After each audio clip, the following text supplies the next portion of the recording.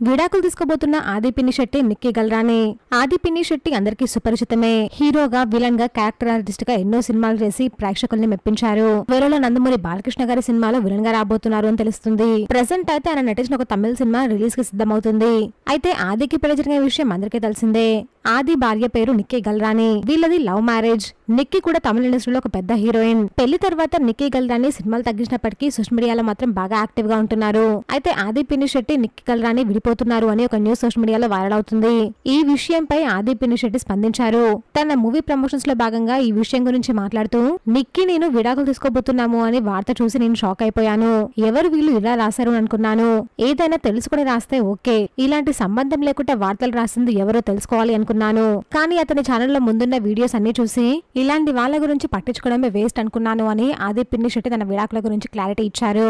తాము సంతోషంగా జీవిస్తూ ఉంటే కొన్ని యూట్యూబ్ ఛానల్స్ తమ స్వార్థం కోసం విడాకులు తీసుకున్నట్టు ప్రచారం చేస్తున్నాయని ఆవేదన వ్యక్తం చేశారు. మొత్తానికి నిక్కీ, ఆది విడాకులు తీసుకుంటున్నారన్న వార్తకి ఆది అయితే ఫుల్ స్టాప్ పెట్టాడు. ప్లీజ్ ఫ్రెండ్స్, మా ఛానల్ సబ్స్క్రైబ్ చేసుకోండి ప్లీజ్.